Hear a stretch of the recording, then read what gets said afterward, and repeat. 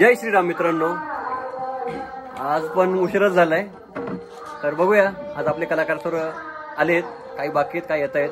पहिले कलाकार आपले शिवम लाटे, मनोज भागडे, विजय भागडे आणि बाळा भागडे. आणि मला तर तुम्ही ओळखतच असाल कदाचित. सो आजचा चलचित्र आहे शूर्पणखाचा. व्हिडिओ तुम्ही कंटिन्यू करा, बघूया कसा होतोय आणि नक्कीच आवडलं तर कमेंटमध्ये कळवा. जय भागडेची एंट्री झाली आहे आणि आपले पुढचे कॅरेक्टर ललेश भाऊ हे पण आलेत.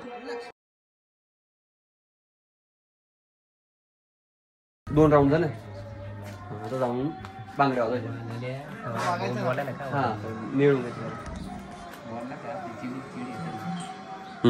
परत इकडं न्यायचा हळू सांग.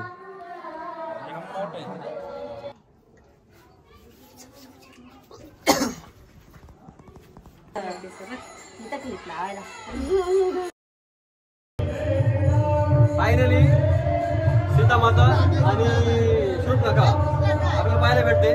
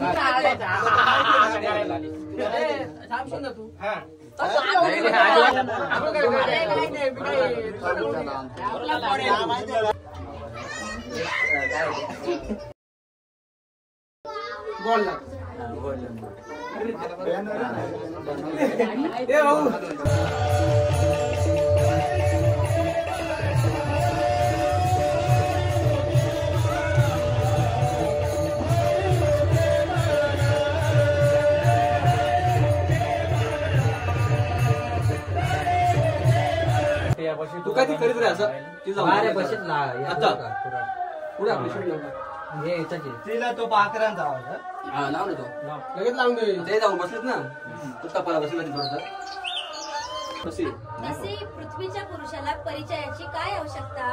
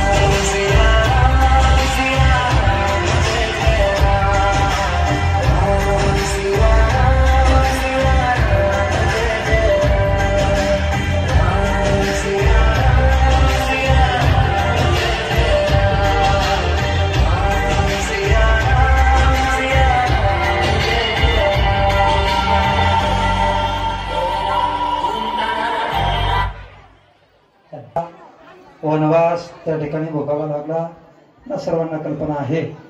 कैकेयीनं राजा दशरथाकडे वचन मागितलं, मी जे काही वचन तुमच्याकडून घेणार आहे ते तुम्ही हे पूर्ण करावं. आणि त्या ठिकाणी कैकेयीने राजाकडून वचन मागितलं तर आम्हाला 14 वर्षाचा वनवास द्या आणि माझ्या भरताला गादीवरती पाठवा. त्यावेळेला प्रभू रामचंद्र नाशिक या ठिकाणी पंचवटीच्या क्षेत्रामध्ये वनवासाला राहिले. काही काळ चित्रकूट पर्वतावरती राहिले आणि त्यानंतर शेवटचा 1 ते 1.5 वर्षाचा काळ दंडकारण्यात अर्थात आपल्या नाशिक क्षेत्राच्या संबंधाने या ठिकाणी प्रभूंनी घालवला. त्यावेळेला प्रभू रामचंद्र, सीतामाता आणि लक्ष्मणजी भैया हे पर्णकुटी करून त्या ठिकाणी राहू लागले.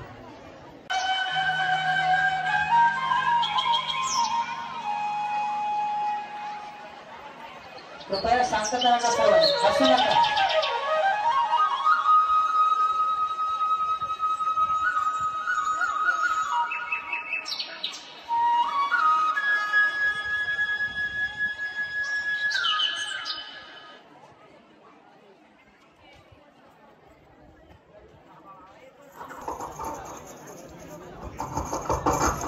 एक दिवस प्रभू रामचंद्र ध्यानमग्न अवस्थेत असताना एक स्त्री त्यांच्या जवळ येते आणि त्यांच्या कानाजवळ तिच्या बांगड्यांचा आवाज करते.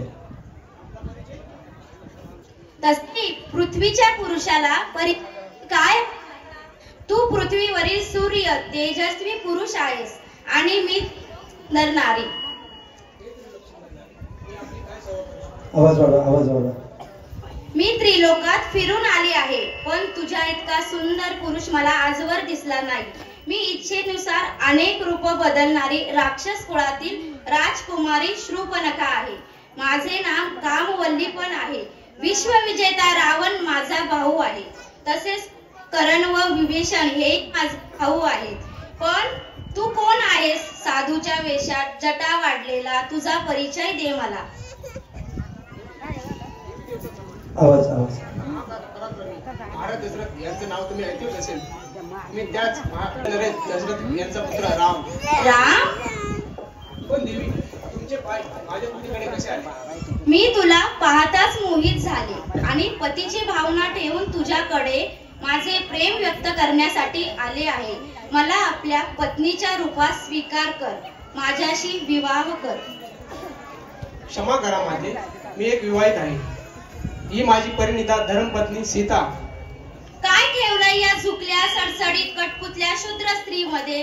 मी तर आताच हिला खाऊन टाकेल आणि मग आपण विवाह करू. आणि मग तू म्हणत असशील तर आपल्या विवाहानंतर हिला पण आपली दासी बनवून ठेवू. पण मी एक पतिव्रत घेतला आहे. तुझ्यासारखी स्त्री सौतीला कशी बरं सहन करेल? माते, मी आपल्याला स्वयंपाकासाठी वनातून काही सुकी लाकडे आणले आहेत. ते या कुटीत ठेवले आहे. हा कोण? तुझ्यासारखा सुंदर पुरुष हा माझा लहान भाऊ लक्ष्मण. एकटाच आहे का? हो, मला तर एकटाच आहे. मी माझ्या लग्नाचा प्रस्ताव त्याच्याकडे मांडते. हो बरं. लक्ष्मणा, तुम्ही एकटेच आहात का? आपले काही कष्ट आहेत का? नाही, मी तर तुमच्याकडे सुखाची व आनंदाची मनोकामना घेऊन आली आहे. परंतु या अगोदर तर तुम्ही प्रभूंच्याकडे हीच याचना करत होता. हो, पण तो म्हणतो मी विवाहित आहे. सोड त्याचं. तू विवाह करणार माझ्याशी? हे गजकामी, मी तर प्रभूंचा दास आहे. प्रभूंची सेवा करतो. तुम्ही माझ्यासोबत विवाह करून राणी नाही होऊ शकत. तुम्हाला देखील प्रभूंची दासी व्हावी लागेल. यामुळे हे सर्व सोडा आणि प्रभूंच्याकडे जाऊन मनोकामनेची याचना करा. मी इथे याचना करायला नाही आले. तुम्ही दोघे या शूद्र स्त्रीमुळे मला नाकारतात. मी आताच खाऊन टाकेल. हा हा हा हा.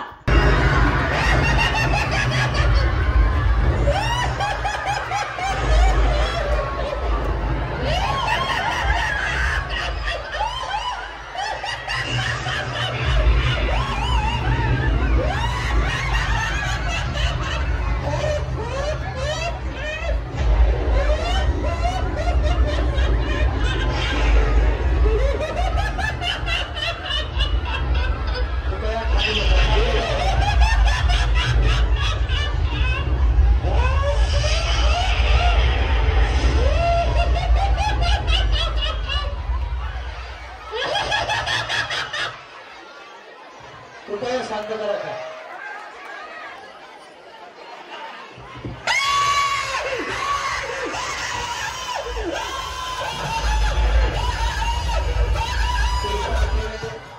सीता मातेवरती हल्ला केल्यानंतर लक्ष्मणने एका क्षणामध्ये तिचं नाक कापून टाकलं. अतिशय सुंदर अशा प्रकारचं चित्र आपल्या